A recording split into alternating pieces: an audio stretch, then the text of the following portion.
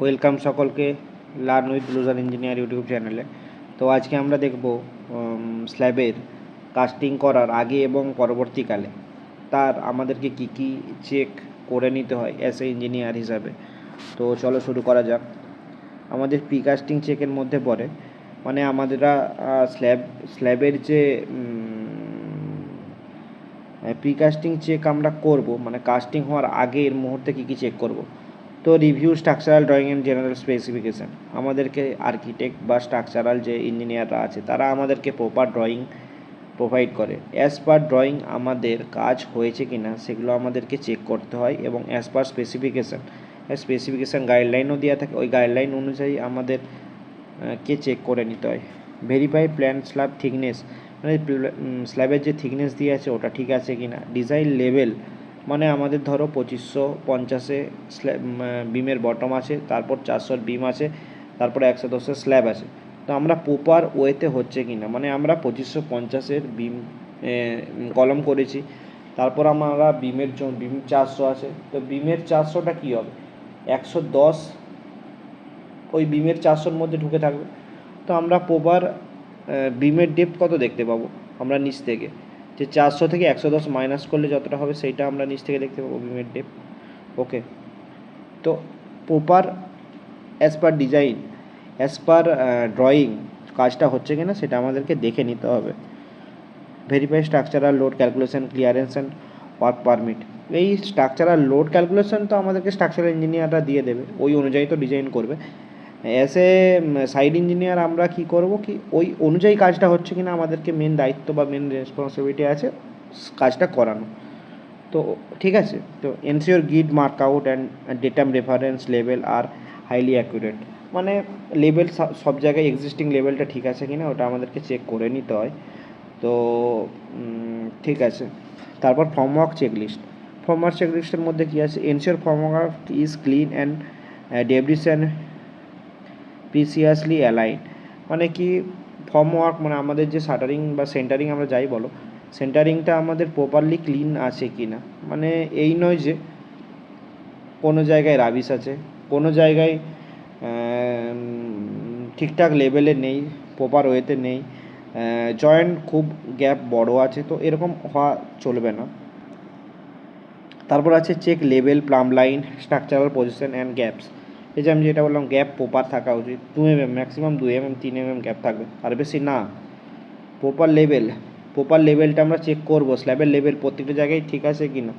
যে আমাদের যদি প্লাইউড তো সবসময় সমান থাকে না, তো লেভেলটা আমাদেরকে ঠিক করে নিতে হয়, নাহলে স্ল্যাব তো বেঁকে যাবে, তো এটা করতে হয়। এনসিওর প্রপার স্টেজিং সাপোর্ট, মানে প্রপার স্টেজিং সাপোর্ট আছে কি না। যদি আমাদের লোহার প্রপস হয় তাহলে হচ্ছে 1 মিটার ছাড়া আমরা দিতে পারবো, আর এমনি না হলে যদি আমাদের উডেন প্রপস হয় তাহলে কিন্তু আমরা 600 mm বাদে দেওয়ার চেষ্টা করব, মানে 600 mm অন্তর দেওয়ার চেষ্টা করব। তারপর ভার্টিক্যাল ব্রেসিং আছে, মানে ঠিকঠাক ভার্টিক্যাল ব্রেসিংগুলো দেওয়া আছে কিনা, মানে আমাদেরকে স্ট্রাকচারাল স্টেবিলিটি আমাদেরকে দেখে নিতে হবে ফর্মওয়ার্কের উপর। ঠিক আছে, যেমন কংক্রিটের পর স্ল্যাব আমাদের ভেঙে না পড়ে, প্রপার স্টেজিংটা আমাদেরকে দেখে নিতে হবে। Uniform apply shuttering release agent to contact surfaces, confirm service opening slips and blockouts are fixed securely. ঠিক আছে, এগুলো দেখে নিতে হয়। তারপর আছে রেনফোর্সমেন্ট চেকলিস্ট। তো রেনফোর্সমেন্ট চেকলিস্টের মধ্যে আমরা পরে আমাদের বিমের যে সাইজের বার দেওয়া আছে সেই বার দিয়েছে কি না, ওই রেনফোর্সমেন্টের গেট 550 ডি আছে, 550 আছে, proper as per specification as per drawing আমাদেরকে ওটা দেখতে হবে। তারপর ডিস্ট্রিবিউশন বার মেন বারের প্রপার স্পেসিং ঠিক আছে কি না, ওকে, সাইজ অফ বার ঠিক আছে কি না, এগুলো। তারপর আছে lab length spacing development length, এগুলো চেয়ার বার প্রপার ওয়েতে দেওয়া আছে কি না, কভার ঠিকঠাক আছে কি না। তারপর আছে rebar are clean and rust free and oil free, এটা একটা খুব ইম্পর্টেন্ট জিনিস, আমাদেরকে রেনফোর্সমেন্টটা রাস্ট ফ্রি হওয়া খুবই গুরুত্বপূর্ণ। ঠিক আছে, এর জন্য কিছু কেমিক্যাল মার্কেটে এখন প্রচুর অ্যান্টি রাস্ট প্রুফ কেমিক্যাল বেরিয়ে গেছে, তো রাস্ট যদি হয় ওই কেমিক্যাল ইউজ করা যায় এখন। তো ম্যাক্সিমাম সাইডেই রাস্ট চলে আসে আমাদের এনফোর্সমেন্টের ক্ষেত্রে, কারণ একসাথে বিল্ডার্সরা কী করে প্রচুর রেনফোর্সমেন্ট নিয়ে চলে আসে, তারপর একের পর এক স্ল্যাব হতে থাকে তো সেই টাইমটায় তো রাস্ট চলে আসে। তো এগুলো প্রপারলি 100% রাস্ট প্রুফ হওয়া সম্ভব না, তো তাও আমরা চেষ্টা করব কি ম্যাক্সিমাম যতটা রাস্ট প্রুফ বা রাস্ট ফ্রি হয়। ভেরিফাই অল এমইপি কন্ডিউটস, মানে মেকানিক্যাল ইলেকট্রিক্যালের যে পয়েন্টগুলো আছে সেগুলো প্রপার দেওয়া আছে কি না, ড্রেনেজ পাইপস কোন দিকে যাবে তার ঠিকঠাকভাবে হচ্ছে কি না, স্ট্রাকচারাল স্লিপস, ঠিক আছে, এগুলো সব প্রপার অ্যাজ পার ড্রয়িং, প্লাম্বিংয়ের যে ড্রয়িং আছে, ইলেকট্রিক্যালের যে ড্রয়িং আছে, ওই ড্রয়িং অনুযায়ী দেওয়া আছে কি না সেগুলো আমাদেরকে দেখে নিতে হবে। তারপর আছে check position, dimension and elevations of schedule cut out, okay. তারপর check electrical box, fan box, sensor bolts and inserts, ঠিক আছে। Securely tie all embedded slips to prevent displacement. তারপর আসছে কংক্রিট ইকুইপমেন্ট চেকলিস্ট।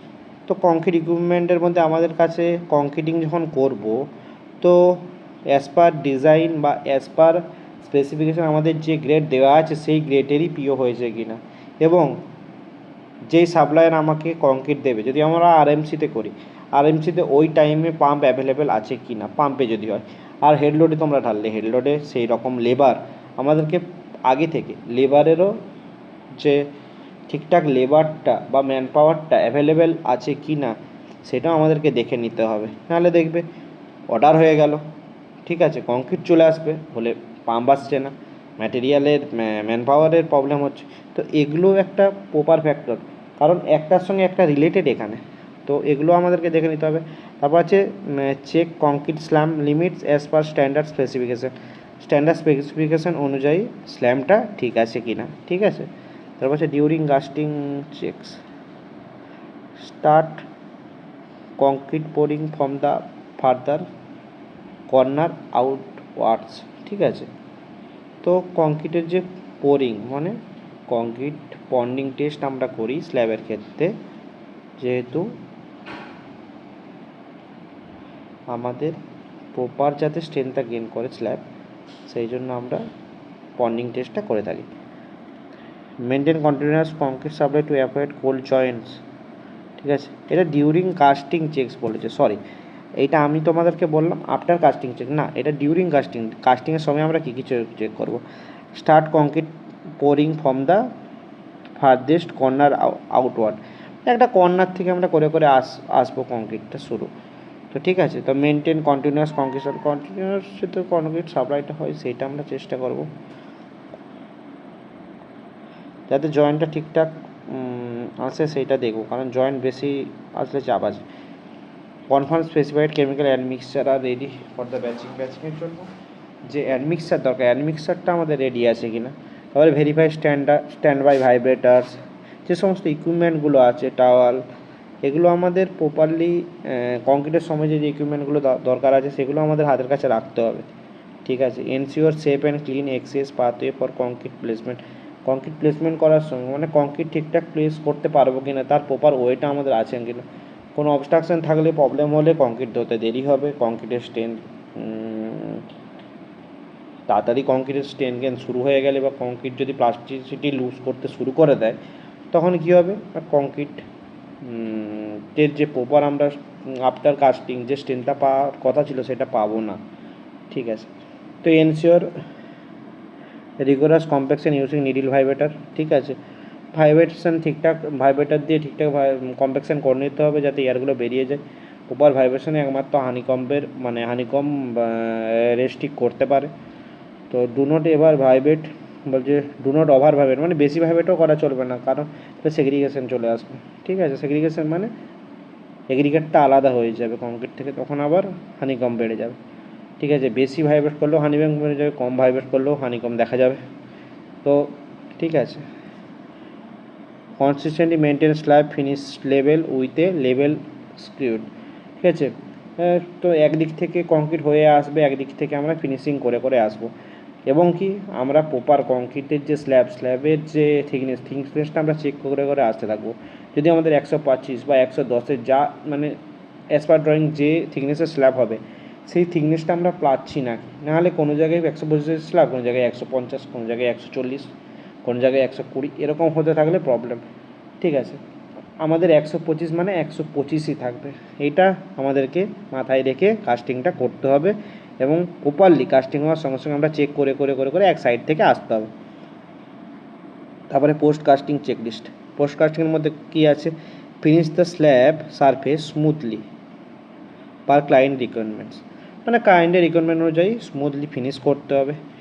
রিচেক লেভেলটা আরেকবার recheck করে নিতে হবে।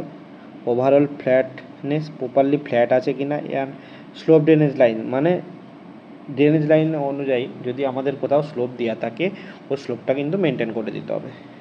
Protect face edges corner and joint from damage যাতে না হয় প্রপার। ঠিক আছে, প্রপার ড্যামেজের হাত থেকে রক্ষা করার জন্য আমাদেরকে এজগুলোকে প্রপার মানে যে মানে ভালোভাবে প্রোটেক্ট করে ফেস করে ফিনিশ করতে হবে। Initial wet curing immediately following final concrete set, মানে initial wet curing immediately following final concrete set, মানে কংক্রিট সেটের সময় যাতে যে সামারের সময় যে প্লাস্টিক সিঙ্কেজ দেখা যায় ওই প্লাস্টিক সিঙ্কেজ যাতে না দেখা যায় সেই জন্য সামারেই এইটা মেন দেখা যায়। তো আমরা কি করি, কংক্রিট করে করে আসতে থাকে আমরা কিউরিংটাও আস্তে আস্তে শুরু করে দিই, কারণ কিউরিং হতে থাকলে ওই যে হালকা যে ক্র্যাক আসবে ক্র্যাকের জায়গায় জল যাবে, প্রপার কম্প্যাকশনটাও আমরা করতে পারবো। তো আমাদের কী হবে, ক্র্যাকটা আসবে না, সিঙ্কেজ ক্র্যাক যেটাকে বলে সিঙ্কেজ ক্র্যাক আসবে না।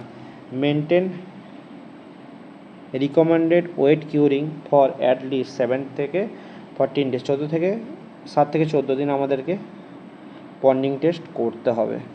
এবং safety and documentation, ensure everyone wears mandatory safety PPE helmets boots, মানে সেফটি পিপিই আমাদেরকে পরে কাজটা করতে হবে যাতে কারো কোনো হ্যাজার্ডস না হয়, তো সেই দিকে আমাদের লক্ষ্য রাখতে হবে।